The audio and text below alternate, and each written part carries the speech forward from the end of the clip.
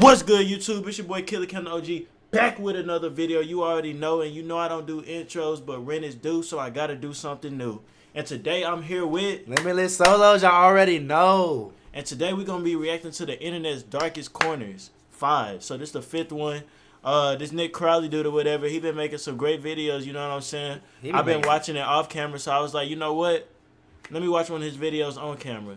He be making some crazy videos, man. Like these, I be watching some of them. These like the type of videos I be in my dreams at night, bro. Like exactly, bro.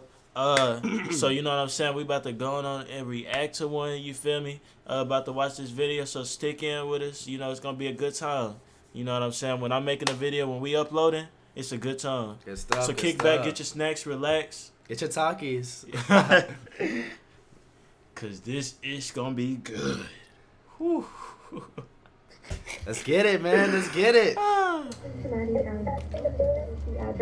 Flash warning. The following video contains scenes that may be upsetting. Let's see if it upsets me.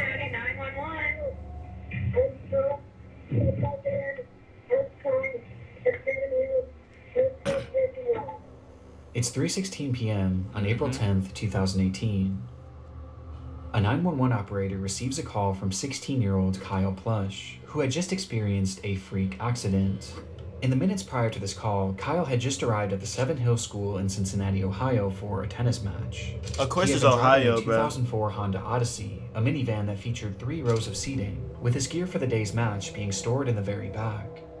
In order to retrieve it, Kyle climbed to the back of the vehicle and reached over the 3rd row seating, extending his body as far as it could go in order to grab his equipment, when suddenly the seat's folding mechanism was engaged, Bro, causing it to I didn't think collapse into seats its did storage that, position. I didn't either, but like when you're in a minivan, this is a prime example of what not to do in a situation. When you're in a minivan, I know cars did that. It's a minivan, so Bro, yeah. bro, in the minivan I be in, bro, it does not bend backwards. It bends forward to close and turn into more space for a trunk. But I've never seen it bend backwards like this. Like, what is this? Maybe it's from Timu. How does this even happen? TikTok shop. How do you get in this situation? And Kyle with it. In an instant, he was pinned and completely unable to move, as he was now trapped in the car upside down. I would have been panicked. There's no way I would have been his cell phone, stuck for longer though than luckily 3 minutes. his I'm too phone had claustrophobic Siri, for that. which he would call out to I would have the been police. screaming, squirming, boy. I would have broke that seat. Hello? Hello? Where are you? Hello? Where are you? Why is he screaming? He upside down. I can't hear you. Well, I would be, While on the boy. phone, Kyle couldn't Wait. hear anything. And given by the how way, this is so frightening because I don't know if y'all know this, but when you're upside down, your blood rushes to the brain. You have about 24 hours to live. So he should be fine, but this is a crazy situation. And do not go upside down longer than 24 hours. The blood will go to your brain and you will. I'm not gonna lie, bro. I've been upside down for a minute. I could barely be upside down for 5 minutes without me feeling the blood going to my brain. That's that's very true. When I'm upside down longer than 30 seconds, I do feel it rushing, man. So, bro, this dude probably been in this situation for like an hour now. the way he was. Oh man, I couldn't He stated imagine as clearly that. as he could that And he was he in young. dire need of help. I can't Due be to the stuck in position one he was spot. stuck in, he was already struggling to breathe. Where is his And he knew he parents? was likely not going That's to what I survive was much thinking. longer, which he made very clear to the operator. I'm in desperate need of help. Hello? Hey, he's smart. I'm gonna die here. Less than 1 minute later, the call would cut out. In the recording, Kyle clearly portrayed to the operator where he was, that he couldn't hear her, and that his life was in danger, which prompted her to immediately send a patrol car over to the school in Bruh. search of him. Though, inexplicably, she never told the officers that Kyle believed he was going to die.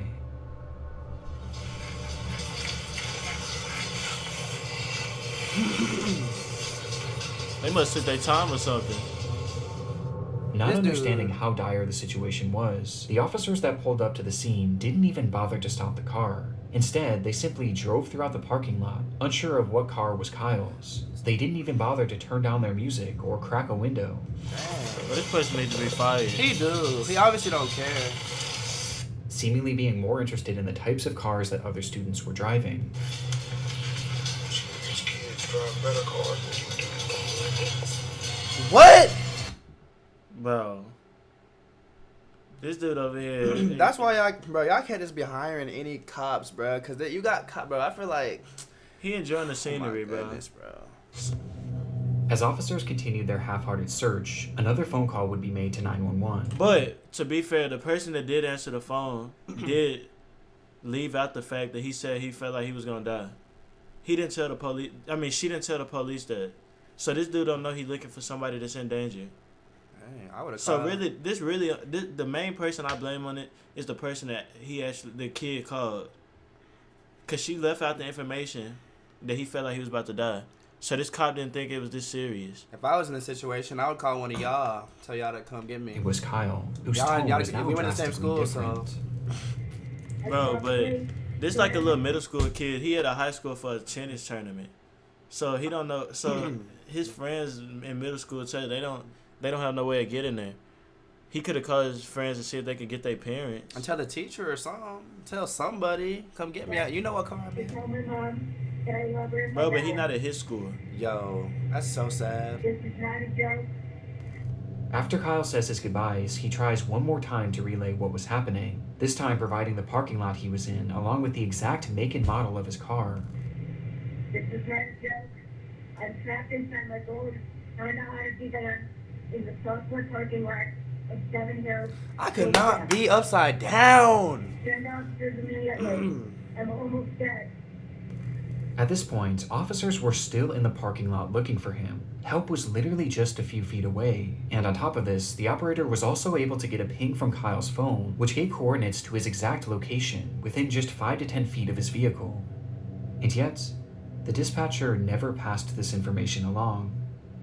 As Kyle remained on the line fighting for his life, the officers on the scene would pull out of the parking lot, close their report, and carry on with their day. The dispatcher didn't tell the cop. Bro, yeah, how can he be there for that, bro? Like, dang, bro, like, call everybody you know, bro. Call your mom, bro. Because he's still on the phone with the cop. The dispatcher, and the dispatcher is not relaying the message to this cop. So the cop don't know what's going on because the dispatcher not saying nothing. He still should not. Bro, you got like 24. Let's just see what happens. I really do hope this guy survives. I don't see nobody. Which I didn't imagine I would. With this line making it apparent that those involved with the case never actually believed this situation was real, and instead viewed it all as a hoax. They thinking it's a prank call.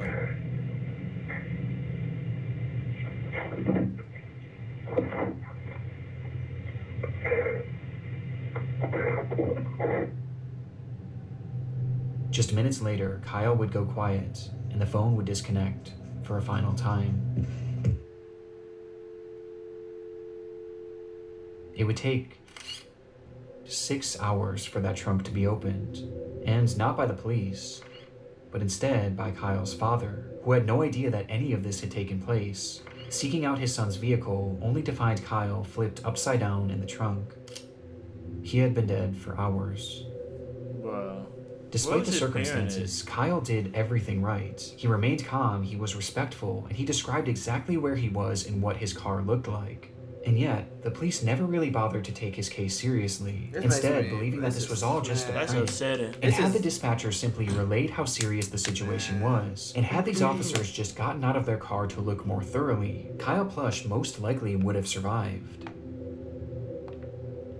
As a result of the mishandling of Kyle's case, his parents, Jill and Ron, were awarded a $6 million settlement with the city of Cincinnati.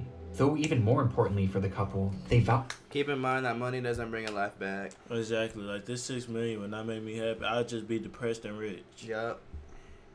How to do their part to assure that mishandled 911 calls of this nature never happen again, as they've gone on to consult with various emergency call centers to tell Kyle's story, somehow taking this horrible accident and selflessly turning it into something positive for the rest of society. Today, these phone calls remain relics of a grave error made by law enforcement, and a life that never should have been lost. Money wouldn't have made me happy anyways, but $6 million is not enough. In the internet's darkest corners. I was just thinking that. Really shows the metamorphosis possible using computer graphics. We're going to play a game. Is it hard to see? Yes, it's hard to see. Oh, it's sick and devastating. W intro. Oh, that's creepy, man. Number 5. Oh, dang, that other one must have been an honorable mention. It's April 4th, 2020.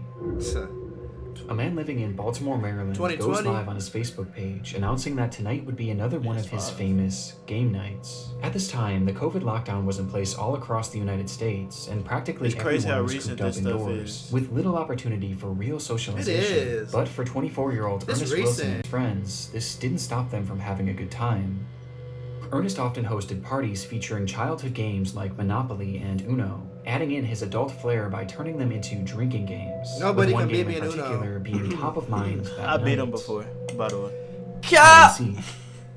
The evening began with Ernest inviting his Facebook friends to the function, letting them know that this time the game night would be held at an Airbnb rather than in his home, though he never gave out the address, as this was a closed invitation event, which he made very clear on his page. Please don't show up with nobody I didn't personally invite if we didn't discuss it first. They're going to get left outside. Ernest took this so seriously that at one point he even called out one of his viewers, stating outright that they were not allowed to show up under any circumstances. You're not invited. You're not pulling up on me. The person who just joined. If you're still watching, you're not invited. Because you don't fucking listen. I'm gonna bang you in your mouth next time. However, it was never revealed who exactly. To be honest, though, he do have a point. I mean, if I invite people and you invited somebody I don't know, I don't trust that, bro. Because you don't know what they might try to do or whatever. So yeah, you only the people that's invited can come, bro. Yeah, y'all shouldn't be doing that. Exactly this person was, or why Ernest expressed such hostility towards them. From there, Ernest would start and stop his live stream a few different times, showing the progression of the party, which ended up with a decent turnout.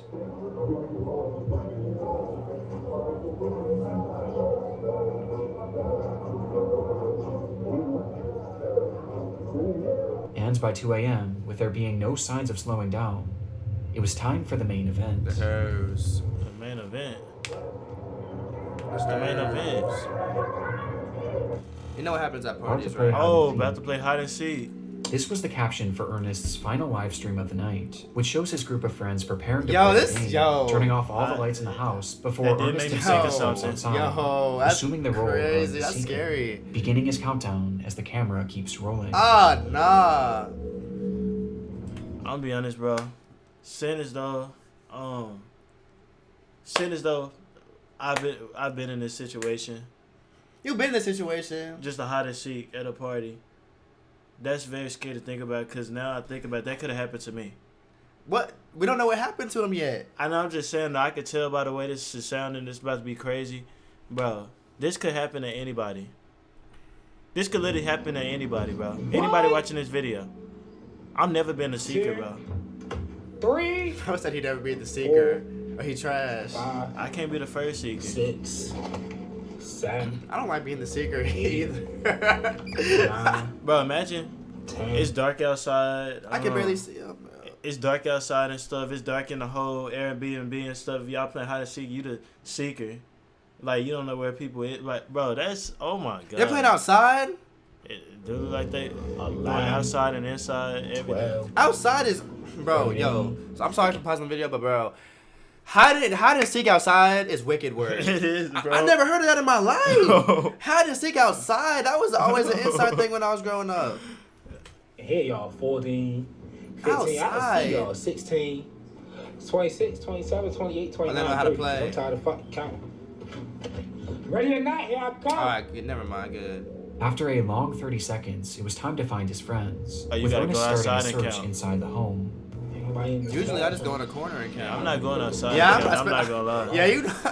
Yeah, I ain't going outside either, twin.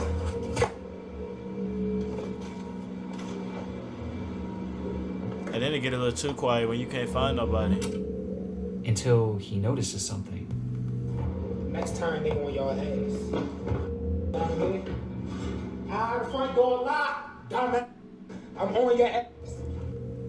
According to Ernest, someone was trying to get in through the front door, unaware that he had just locked it.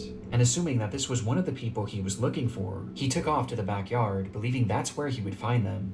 And sure enough, he did.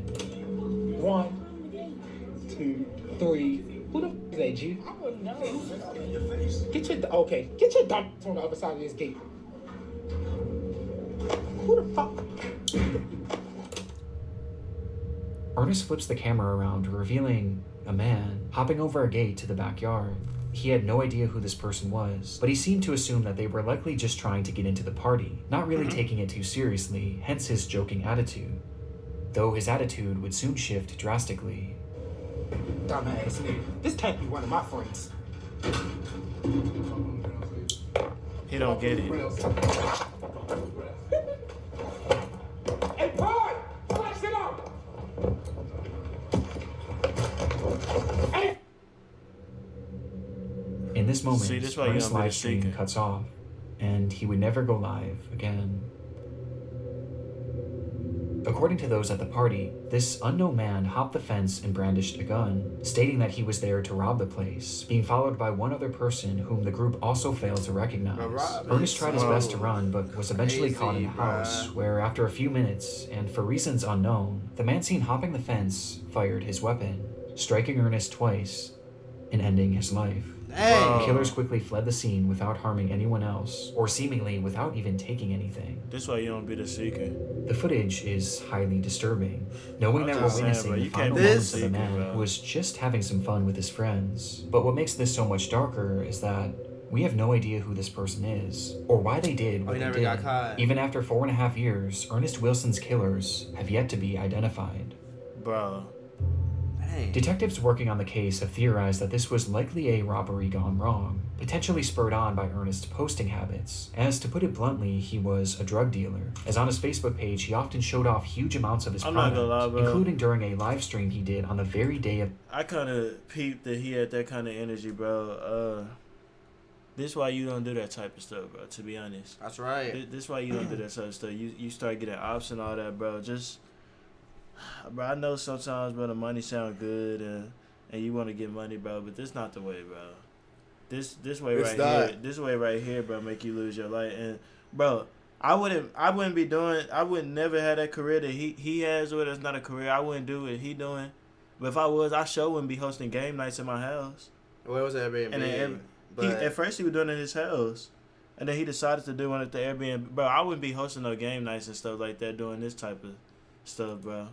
Party. And You also actually on the get same caught. day, Ernest had made a post about how much cash he had on him, essentially putting a target on his back. Online, some have theorized that this botched robbery may have been committed by the person that entered Ernest's live stream earlier that night, I was which caused thinking him to that. have that intense reaction. You're not invited. You're not pulling up on me because you don't fucking listen. I'm gonna bang you in your mouth next time. Though to my knowledge, this person has never actually been tracked down. But by far the most common sentiment online was that Ernest's friends were involved to some capacity, as none of them were injured and none of their possessions were taken, making it clear that at the very least, this crime was targeted at the host. Bro got And on set top of up. this, remember, Ernest never shared the address for that Airbnb, at least not publicly. And yet, these people just so happened to show up to the home at the exact moments that Ernest was by himself in the dark. And perhaps most chillingly, That's as crazy. the robbery is unfolding, you can hear one Man. of Ernest's friends chuckling in the background. This can't be one of my friends. I heard that.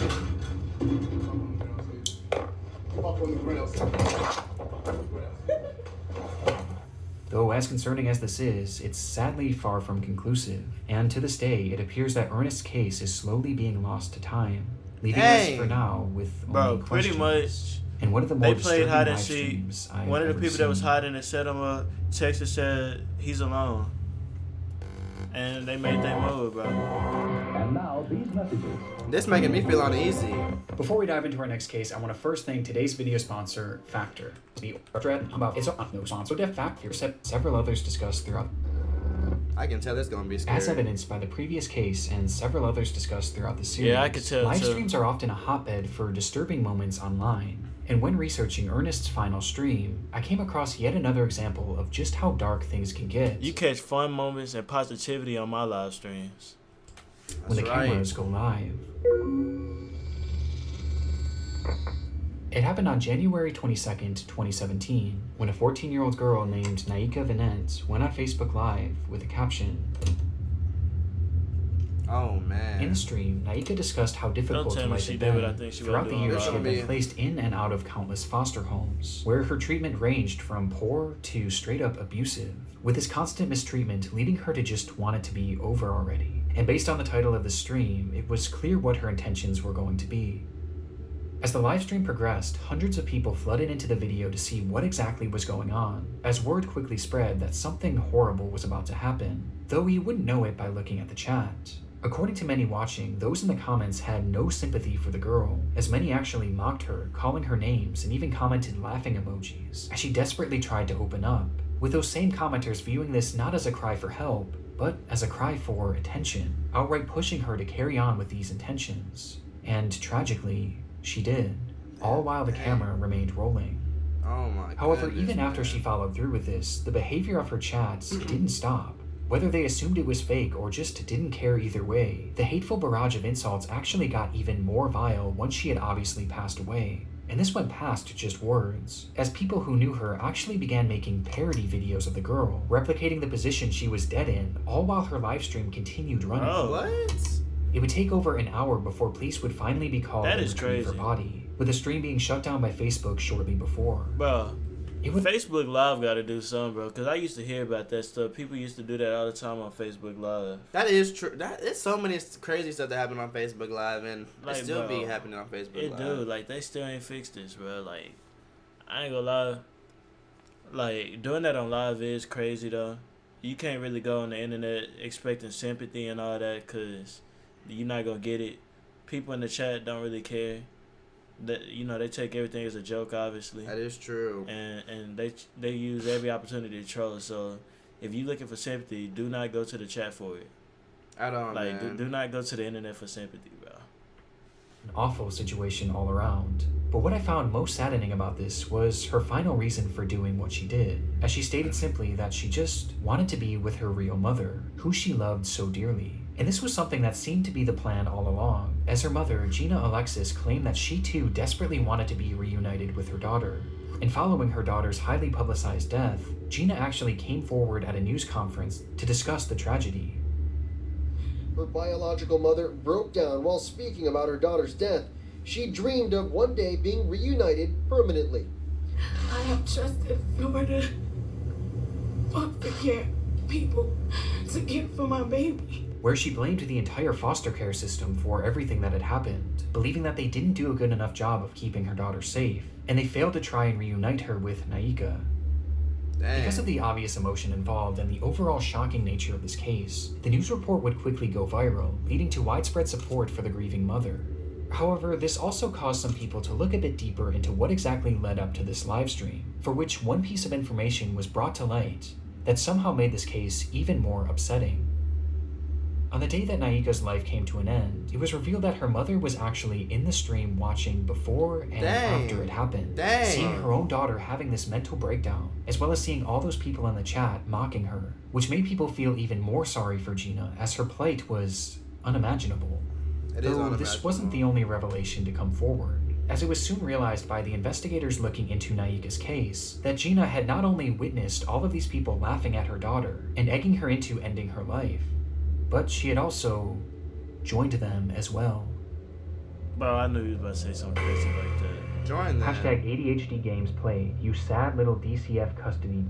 That's why you are where you're at. For this dumb shit and more, you keep crying wolf. You dead, you will get buried, life goes on after that doesn't listen to their parents, trying to be grown, seeking boys and girls' attention instead of her books. In a live stream where one of the last things Naika ever said was that she desperately wanted to be reunited with her mother, that same mother was not only watching, but actively pushing her to follow through on her plans, leaving this comment where she outright says that it doesn't matter if you live or die, People life really got goes parents on. like this, bro. And it got even worse. The media also discovered that the reason Naika had been removed from her custody to begin with was because Gina had beaten her 30 plus times with a belt when she was only 6 years old. On top of this, Gina often texted Naika saying that she wanted nothing to do with her, despite the young girl frequently reaching out and 30 begging to licks be at part of 6 her is life. crazy. Eventually, This is really Gina would crazy. tell I'm not Naika's even gonna lie. caseworker that This is sad. I understand that people get whoopings and stuff, but 30 licks at 6 years old, bro. This is sad. At 6, bro, at 6 years old, bro, there's no way you should be getting 30 hits. Nah, that is 30 is crazy, man. 30, bro. 30 hits. I don't remember how many hits I used to get for being bad when I was younger, but it wasn't no 30. It was not even Exactly. close to 30. Like this, bro. That's a real beating, bro. Like, dang, bro. At Like, that not point, even man. you gave her 10 times 3, bro. Like, come on, bro. That's crazy. The girl is y'all's problem. I'm done with the games. Before sending Naika middle finger emojis when all she did was ask to see her brother. And this is all amongst other things that are far more horrendous that I really don't want to get into. And yet, after Naika's death, Gina had the audacity to go on television in an attempt to garner sympathy for a death that she clearly contributed to, saying that all she wanted was to be the girl's mother, despite rejecting her at every turn. And honestly, this is where I thought this entire story would come to an end, until I noticed something strange when I was editing this video. Naika's Facebook page is still active. What? It's no longer posting anything original, but instead, the account is consistently reposting content from another page, a page run by Gina. After Naika's death, Gina seemingly seized control of the young girl's Facebook account, where she now posts her own content, which includes her attempting to defend the fact that she gave up on Naika. Tell me what mother would accept a 13 going on 14-year-old in and out of detention centers, going to jail or getting arrested. Man, Why this is would folks crazy. care? As well as her responding to those who blamed her for her daughter's death. People be like, you heard the rumors going around about you? And I did. But they forgot to tell you one thing. She think this funny, bro. People do anything for views. What's my name? My first name is very much. My last name is unbothered. And even some posts where she's promoting her podcast. She as it seems that after all that. this, Gina's actually trying to carve out some sort of career as an influencer, as she posts videos garnering sympathy for the loss of her daughter, along with giving out parenting advice. Like, there's so much stuff that parents need to do for their... I'm not gonna lie. That's why doing this to your kid, doing this to your kid, and then making parenting advice is crazy weird. Taking parenting advice from somebody like this, bro, like that's crazy to do. This is insane work, man. This is child that they're not motherfucking doing. No they're not paying attention because they're taking the easy way out. With all this making it even more obvious that Gina has little to no remorse for what she did.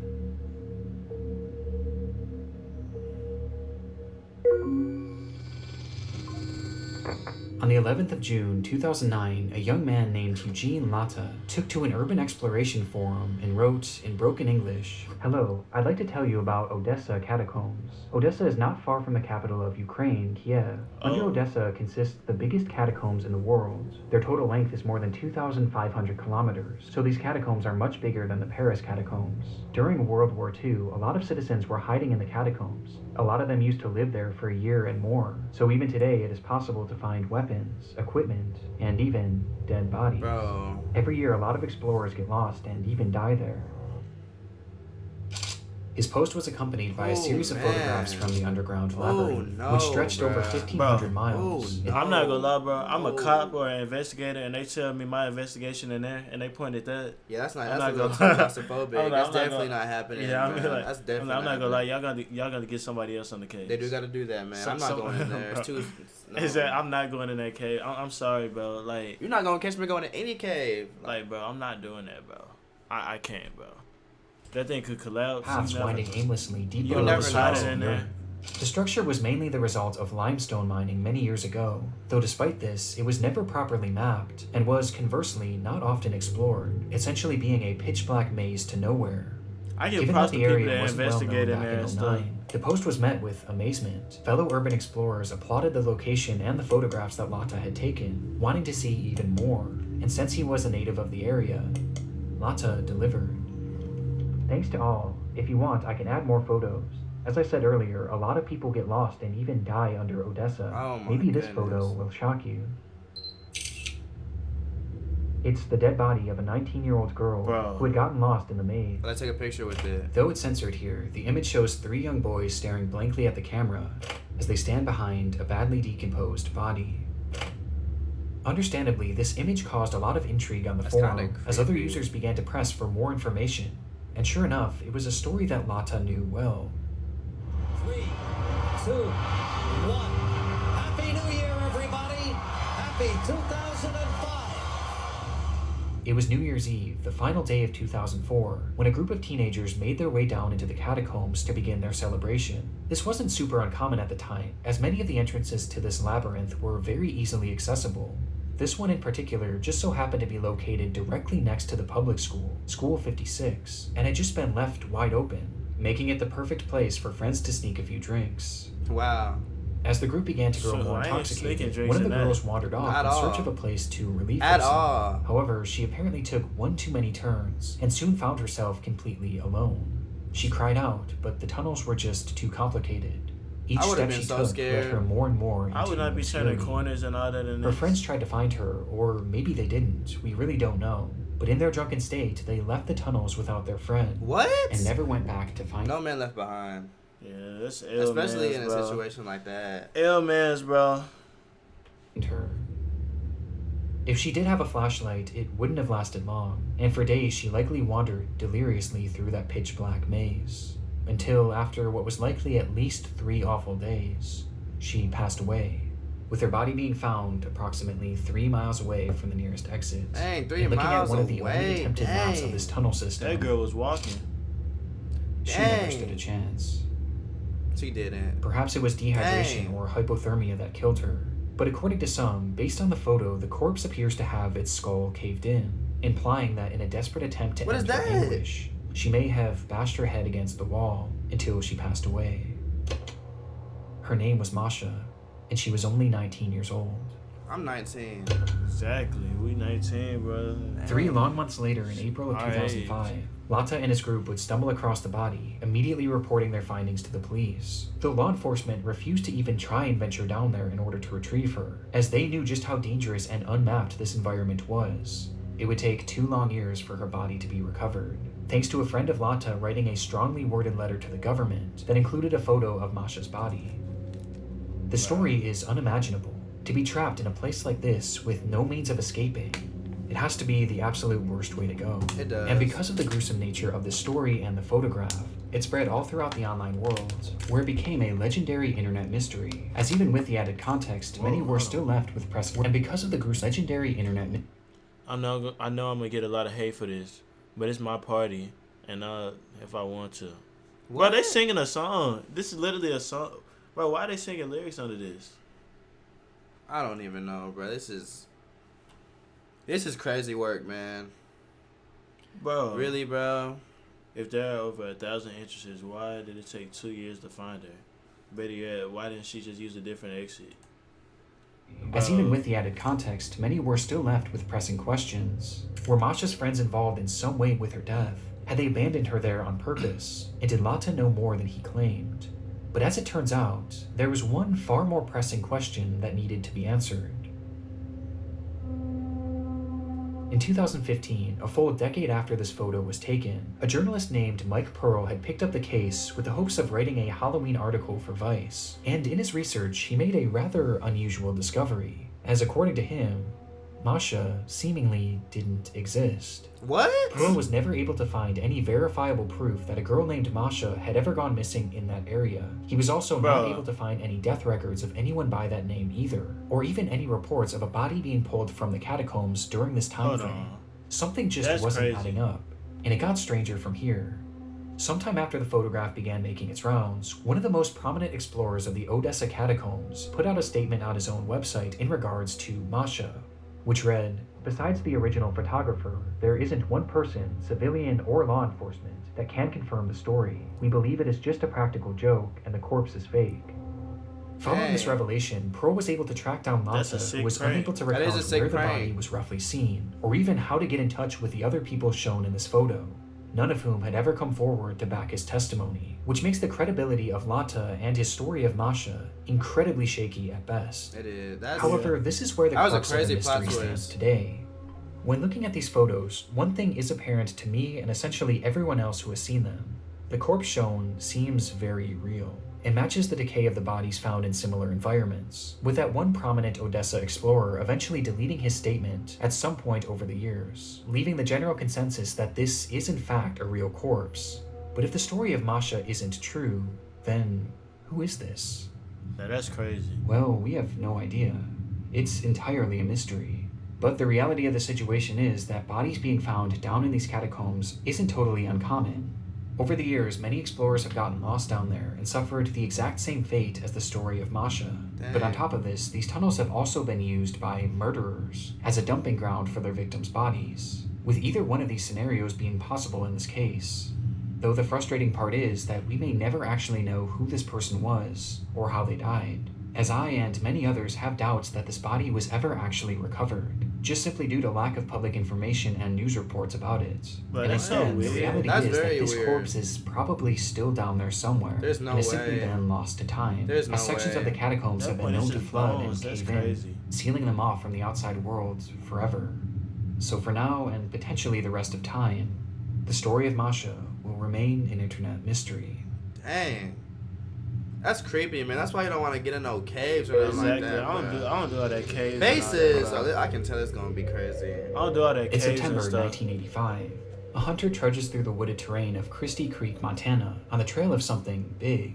He had been hunting a large black bear I and see a managed bear, to that's land a all I single need to see, shot. bro. Yeah, I'm causing not the gonna animal lie, to that take is off, true, leaving bro. behind a I see a bear and all that stuff, and I'm done, bro. A bear is wicked. You know bears can climb trees, They, bro. Honestly, bro, cool, man. it's almost impossible, bro. If a bear is actually coming and trying to kill you, you might be done. You bro. might be, bro. They Unless- run fast, and you climb up a tree, they could climb up with you. Unless you Like- can somehow, unless you come across a friendly bear or something like that, I don't know if your chances of survival are pretty high, man. Man, you always got to keep your bear spray. Bear spray? Yeah, you got to keep your bear spray. I'm gonna keep something else. A little bit of spray ain't gonna do the trick. What the heck? I hope that something else ain't what I think it is, because that's not going to work. What you talking about? It's going to take more than, well, it's, I'm they too gonna big for that. bring one of these. If y'all know, y'all know. Bro, Come on now. Hey, man. We'll see if it Well, works. He followed this trail all throughout the remote region before stumbling across a shallow ditch, where he would find a body. Though not the body of the bear he had just shot, and rather, the body of a woman, reduced to bone. Dang, to bone. The remains is were quickly crazy. sent off for forensic analysis, though very little could be determined other than the fact that she was a young woman, and that she had been murdered, as they found 2 bullet holes in her skull. With there being essentially no other information to go off of, a special team at the FBI started creating a composite of what this woman may have looked like. This was the result. Ah, what the? Oh my god. This was their first What attempt the? at depicting this Oh chick, my what who the? they would later dub Oh Christie my Christie god, Creek. get that off the Though screen, it bro. wouldn't What be is their wrong ones. with it, bro? What? Oh, what the? Oh, The no, uncanniness about no, this situation no, is that no. And It's gonna be recently, in my I've fallen down this dreams, rabbit hole of bro. disturbing It's police gonna be in my sketches and dreams, recreations, bro. As though these can often be Oh very my helpful and do God. lead to legitimately good results. There are often times where they appear almost non-human. They need to get with better many at making examples like stuff. Christie's being shared online on the FBI's They do website gotta get in better order at to doing enlist the this. public's help in identifying these victims. They with making one of this the like more they making notorious caveman and examples coming stuff. decades later. Dang, what is that? in That ain't no 2014. human, bro. She ain't look nothing like The discovery that. was made on June 5th of that year, when a group of highway workers were mowing grass in the town of Geneva, Wisconsin, when they noticed a pair of strange-smelling suitcases. Inside them were 2 bodies belonging to 2 women, both in various stages of Bro, decomposition. that made my heart jump. And both That made my claimed heart to have jump been too, strangled man. to death.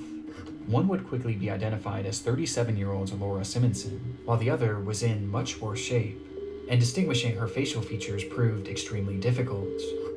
But this didn't stop them from trying. Oh my gosh. What the? I'm not, no. This Bro, is one of look, the bro, more look, obvious examples bro. out there due to Oh just my, how that looks unnatural it crazy. appears, with the face of this woman being turned into a meme and even being used in a video game. Yo, that is not no meme, bro. That thing is chasing me, bro. Nah, But to me, there's one example that Bro, I've never been able to they shape, using- as the entire bro. story and its recreation They using people that's not alive in video games to scare people. That is crazy. People turn anything to a meme. They do. gives me That such should not an be a meme, uneasy bro. I knew feeling. this was gonna be crazy. The discovery was made all the way back in April of 1977. How do you make this video when a without couple getting in Alberta, scared? Canada had returned to their often abandoned cabin I in order hate to this. empty the septic tank, only to find a body floating inside.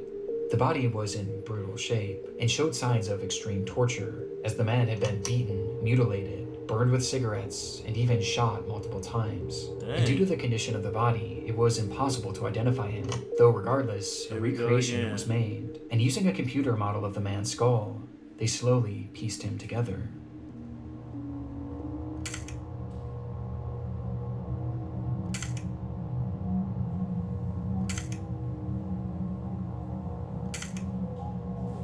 AI is getting out of hand. Bro, they gotta stop this. He would later be dubbed Septic Tank Sam. There's something so depressing about these composites, as these are real people with real stories and real names, that have been reduced to these horrifying images and tacky nicknames. But there's another side of these police sketches too, as when dealing with victims it's obviously incredibly sad. I'm good as but long when as they don't dealing show that with other woman again. suspects, these off-putting identities can be outright horrifying. That first one too.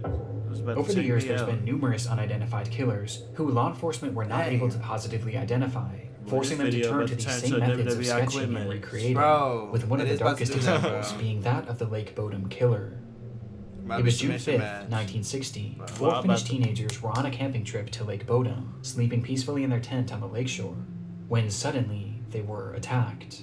It happened in an instant, as a man wielding a knife began stabbing through the tent, eventually bludgeoning the group with an unidentified blunt object. Dang. That night, 3 of the teens would be killed, while one managed to survive with substantial injuries. When asked about what he had seen that night, the lone survivor claimed that the man who attacked them wore all black and had large red eyes. Based on his accounts and other potential sightings, a sketch of what this man may have looked like was made. Here we go again, bro.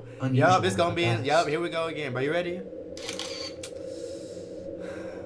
With this man going on to garner the appropriate nickname of Bug Eyes McLip due to just how unnatural his facial features appear, especially his eyes. In fact, there's something unnatural about all of these recreations, which begs the question, did any of them actually work? Man, that was... Well, surprisingly, these 4 people, wicked, bro. 3 have been identified. Christy Crystal Creek would go on to be identified as Janet Lee Lucas, a 23-year-old who would be the last identified victim of serial killer With this identification being the result of improved forensic genealogy. The second and most notorious example would go on to be identified as Jenny Gomez, who had been strangled by Steven Zilich, a man dubbed the Wisconsin Suitcase Murderer. And despite this recreation appearing to look nothing like Jenny, it was actually the sole reason that she was identified, as one of her family members ended up recognizing these overpronounced cheekbones and matching them to Jenny. And then there was Septic Tank Sam, who was revealed to be Gordon Edwin Sanderson, thanks again to genetic genealogy, as a sample of his sister's DNA was eventually used to prove that this was in fact him, though it's still unknown who killed him you or can see why. it. Which leaves just this final person, the killer of at least 3 people. He, unfortunately, has never been identified, and this isn't too surprising, as the features of this person just seem impossible. He just looks far too strange to be real. They all look far too strange. Well, even though he hasn't been positively ID'd, it doesn't mean that he hasn't been potentially photographed. Shortly after the teens were murdered, a funeral was held in their remembrance, for which a large crowd of locals were in attendance, with this photo of the crowd being snapped. And standing there, in the center of it all, was a man whose features looked impossible. This man would never be photographed again, and his connection to the case has never been officially confirmed, leaving these murders unsolved to this very day. He's so lucky quality ain't what it is now. Because if it was that same quality, we would have known who it was. Ooh, that was crazy, man. I'm not gonna lie, like all them videos were crazy, but the last one, bro, I'm probably not gonna be able to go to sleep tonight, them faces, bro. Oh my goodness, bro. Them faces, bro. Like, I don't even know what to say, bro. I don't even know how I'm gonna get home from work tonight. Like, thinking about that, bro. Like, oh my gosh. I don't know what I'm gonna have to do, bro. Like, I'm about to spend the night at work or something, bro. Bro, like, said spend the night at work. Like, bro, this right here is crazy, bro. I'm not gonna lie, this is crazy. No, that's one of the craziest things I've ever seen. That's the scariest looking faces I've ever seen in my whole life, man. But anyways, let me know if y'all want to see more videos like that. One more time here with Limitless Solos, y'all already know. And your boy Killer Cam, the OG, out.